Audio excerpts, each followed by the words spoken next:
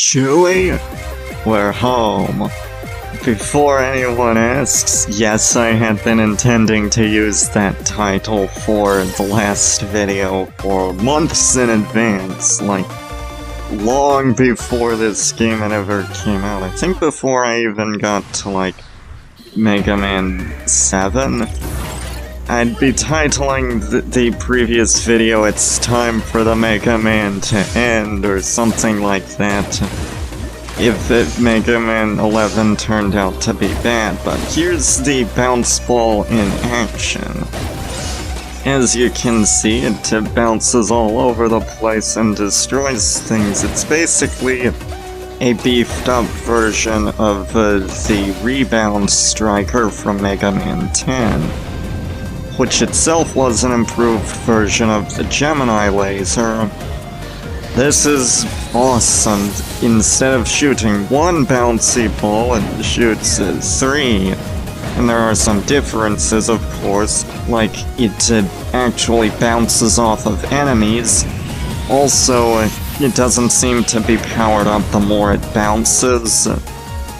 But still, you can shoot it up or you can shoot it down, but now that it shoots 3, it's really powerful, and plus it comes with a great deal of weapon energy. It's really good, and in fact a lot of the game's weapons are really good. I'm really only tackling the particular order of the Robot Masters that I am, really just because that's the one I've settled for. I can really tackle the Robot Masters in just about any order I want, and still have an amazing time with that. And I haven't really felt that way about a Mega Man game since Mega Man 4. Hence why I say it's the best since Mega Man 4, and I would argue it may actually even be better than Mega Man 4. So this is probably my third favorite in the series now. And that's pretty impressive. I was not expecting it to be so. I wasn't expecting it to turn out so incredible. This stage, by the way, is called Chemical Plant. No, not Chemical Plant Zone, you're thinking of a completely different game. Maybe they're related. I mean, they resemble each other, so I don't know. But yeah, the level design offers so many different ways you can use your weapons.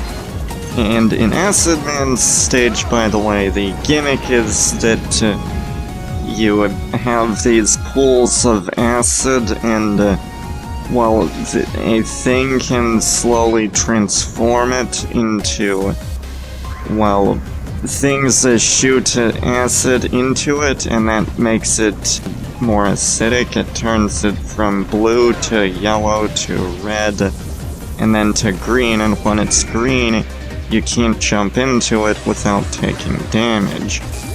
So you'll want to stop them from doing that.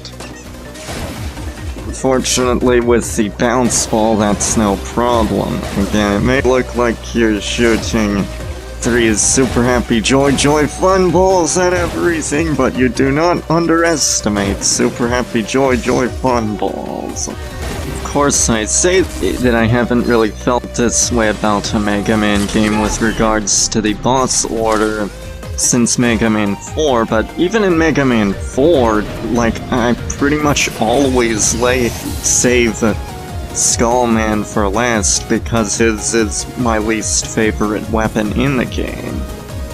And in this game, I mean, I suppose I can see why people may not care for the Chain Blast. However, even that I do enjoy. Like, I've actually managed to find some pretty good uses for it. I mean, I'll be showing them off later, but suffice it to say, they're pretty good and very powerful.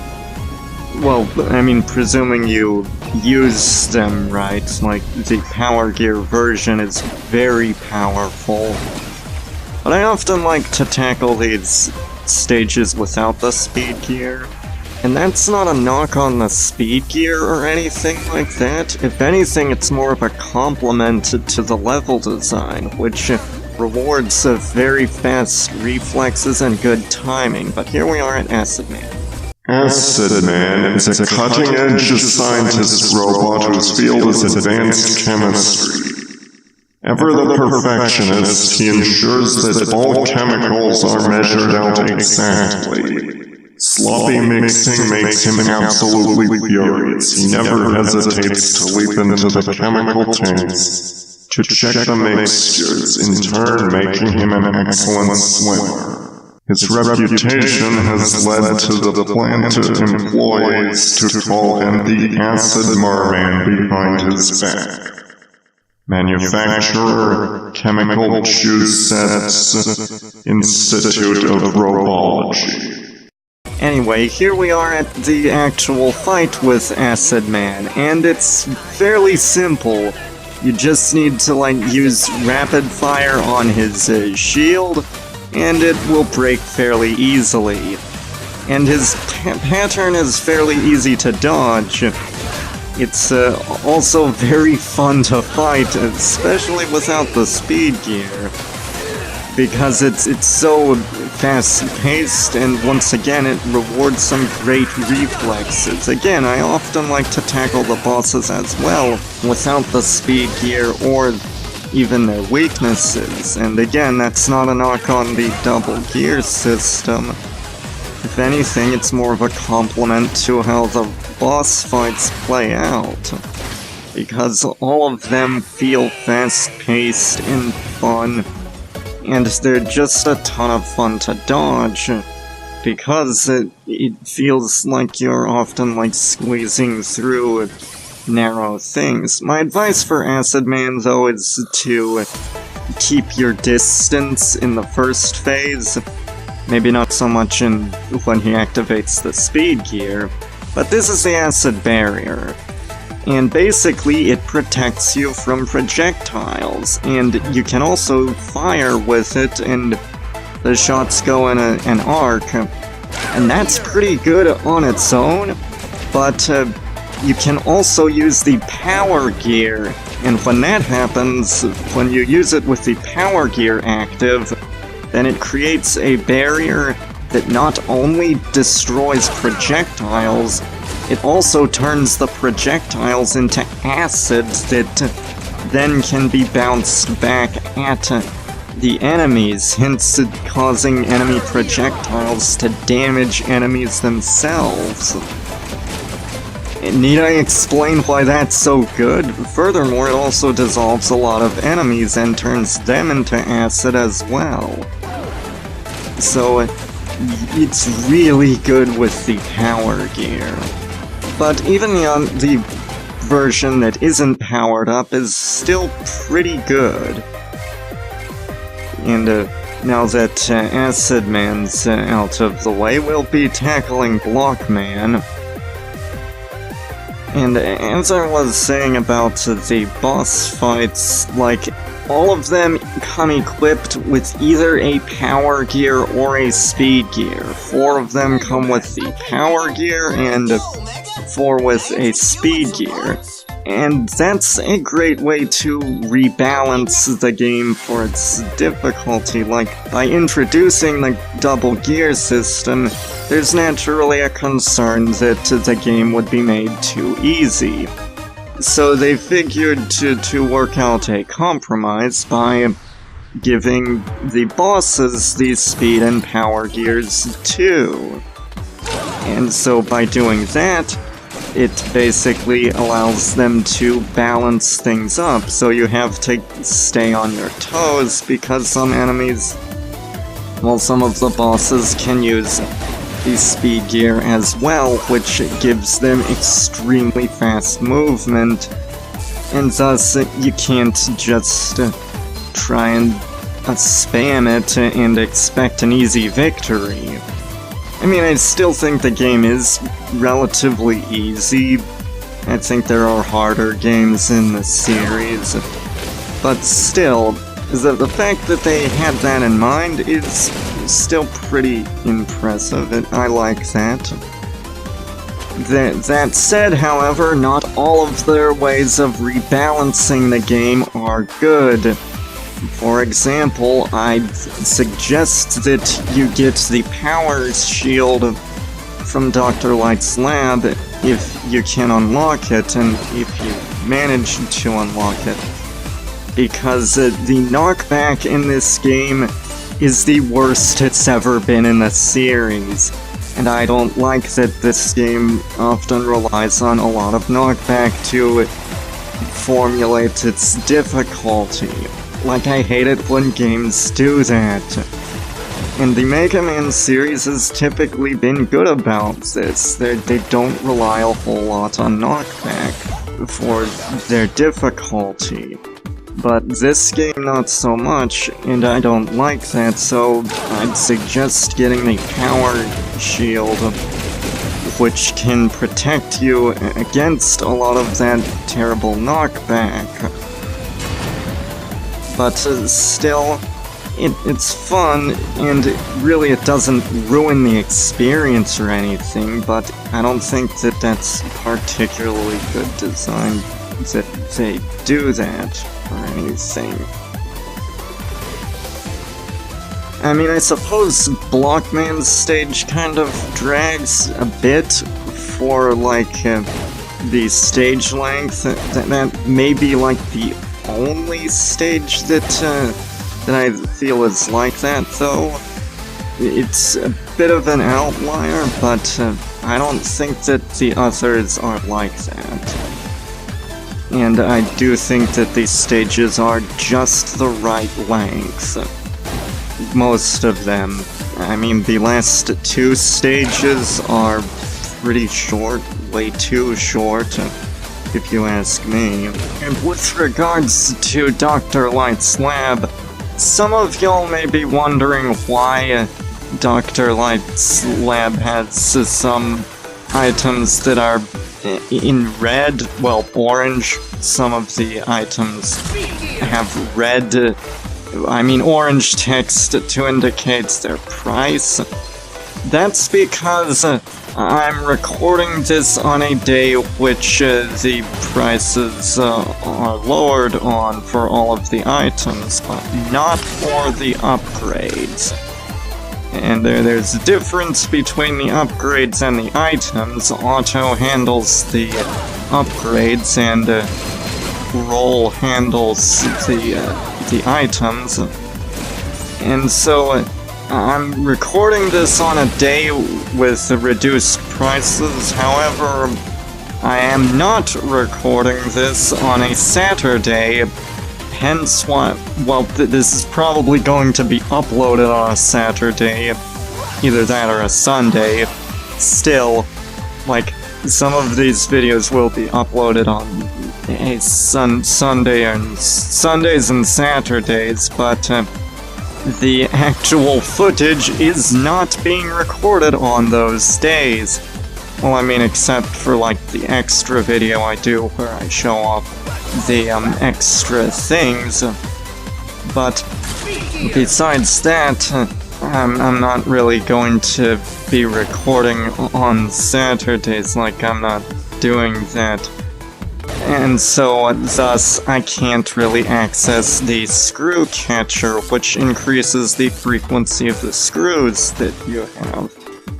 And there are a lot of familiar upgrades, like, for instance, the energy balancer, which of course functions like it does in previous games.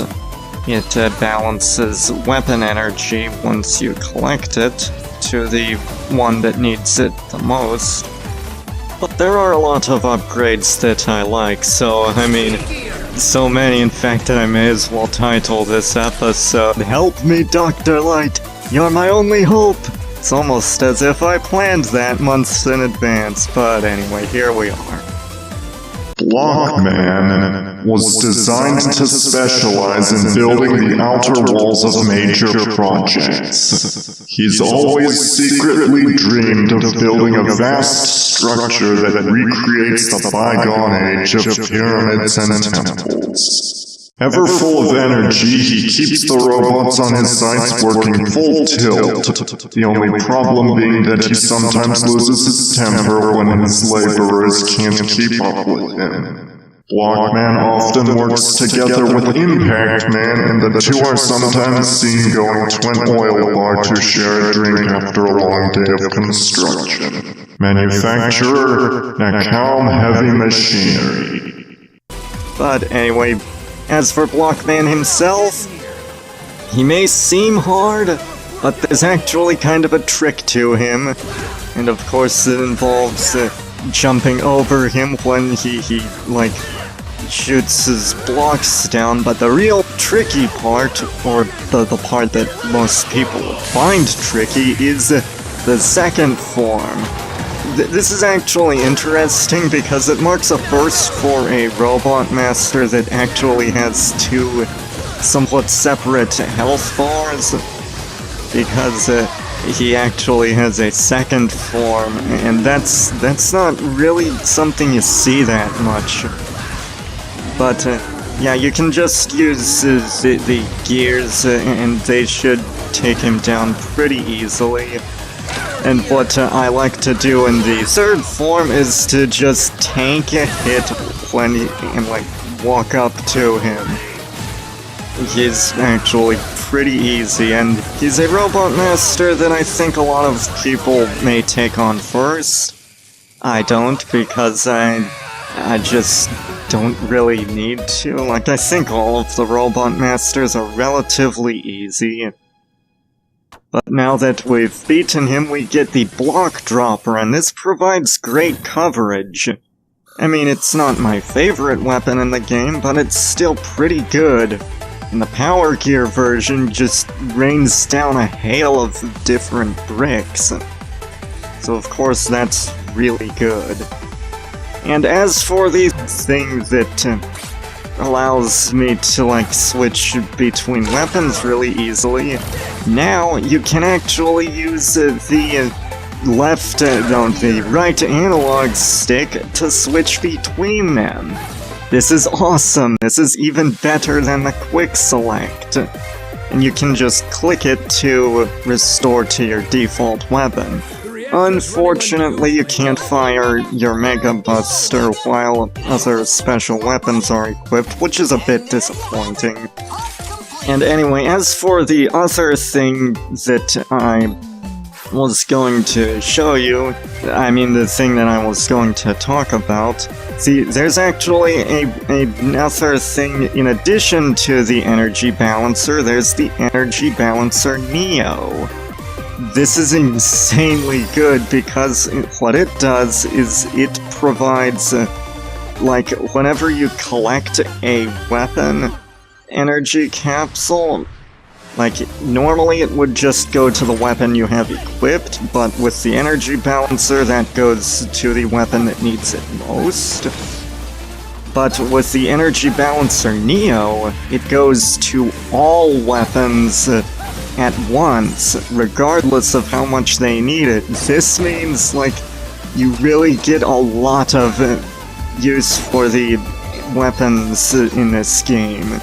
They really wanted you to use these weapons. I can tell because, these are also some of the best weapons. In fact, Mega Man 11 may just be my favorite in terms of weapons that you have in store. But, the thing with this game is that there are some features from Mega Man 8 that I found to be a bit disappointing that didn't return. I didn't really mind that, you can't swim in this game. That's not really a big deal. I don't really care about that. But still, the fact that you can't use all weapons, you can't use, the Mega Buster while you have your special weapons equipped is a bit disappointing, but oh well. And this is Fuseman's stage, and it's really fun to try to tackle without the speed gear because there's just so much precision involved, and it feels so satisfying to sneak through it, to squeeze through certain gaps. And it's one of my favorite stages, in fact. In fact, a lot of the game's stages are really fun and engaging. And the boss of this stage, well, let's just say he is one two-step and jive vibe. He's also pretty fast, so you'll want to watch out for him. He can be one of the harder bosses in the game, but I don't really find him to be that hard myself. Mostly because, like, I've probably practiced it a decent bit, but still, I find him to be very easy. But with regards to him, it's like, Charles, give it a go! I mean, yes, I am the master at referencing Olan Rogers. I am also the Grandmaster at referencing Star Wars, hence why this video is being titled, Help Me, Dr. Light, You're My Only Hope. Because, yes, I am going to make every single one of these episodes a Star Wars reference. You ever think it's getting old? I don't. That's just something we disagree on, so sorry. But yeah, the bounce ball is really good at taking out them things that shoot electricity across several pathways. So it's pretty good against them. And for the pressed on things, or whatever they're called, you can just use the thing that you... Well, I find the block dropper to be pretty useful against it. And, yeah, I find this stage to be very fun to tackle without using any of the gears. This section is a great example because it just requires so much concentration to get through, and it rewards quick reflexes and precision platforming, and I love that, but here we are at Fuse Man. Fuse Man's job is to manage and fine-tune power transformer stations. He's designed to handle massive electrical currents, but if he ever encounters a current that's too strong for him, the fuses on his head will blow, saving him from a critical overload. He's a crucial part of the city's power supply system, so he treats his job with a sense of responsibility and duty, putting speed above all else when a problem arises. Since his dangerous job keeps him on alert and on edge 24/7, the only time he can let caution slide and just relax is when he's caring for his pet rabbit Watt. Manufacturer ODA Electronics. And also, with regards to the info cards, I'm only putting up their Japanese name if it differs from the English one. So for like Fuse Man and Block Man, I'm not putting that up. And same with the stage, I'm only putting that up on the info cards if that's available. But here he's introduced us to his thing where he can actually use his agility, his speed gear to attack. And these attacks are very fun to fight. I mean, I know his weakness is the bounce ball, but I wanted to, like, tackle him without it. Just because I find it that fun. I find a lot of the fights to be very fun to fight. And the Scramble Thunder, by the way, is awesome. It's an improved version of the Plug Ball, which itself was an improved version of the Search Snake, which itself was an improved Bubble Lad. And basically, you can shoot down, well, you shoot down, and when it hits the ground, it shoots two things that go in opposite directions. And so it can be used to, like, destroy a lot of things in sight. So you can use it to like, tear through a lot of enemies, and it negates most guards as well, if not all of them. You can also shoot it up, And so while it may not be quite as fast as the plug ball, I find it to be really good. That's the thing I don't get about, like, Johnny's review from Some Call Me Johnny. Like, he said that he didn't really care for it, which was a shock to me, because I thought, like, he of all people would probably like it, because it's an improved plug ball. You shoot two on the ground that go in opposite directions, and it may not conserve as much weapon energy as the plug ball, but it doesn't really matter since it just tears through most things, and the Power Gear version goes through enemies. And this can also mean that like, it won't necessarily kill anything in sight, so I don't think it increases the damage done. But it goes through enemies, which means that a lot of things that are taken out in one shot, it will just plow right through them, and it's really good. In fact, you're going to be hearing that a lot, because this game's weapons are amazing. This game is just really good, folks. Also, did I say bubble lead? It's Bubble Lead! Dang it! Keep getting that mixed up. Old habits really do die hard. We're up to the 11th entry, and I still haven't corrected myself on that. It was as if an occult hand had reached into my mouth and tied my tongue into a knot. There's a joke I haven't used in a long time. I should probably use more of that. One of the things I like about this cutscene is that it does actually kind of show Dr. Light in a new light. I mean, that's not really wordplay, that's unintentional, Internet. I can claim no legal responsibility for that.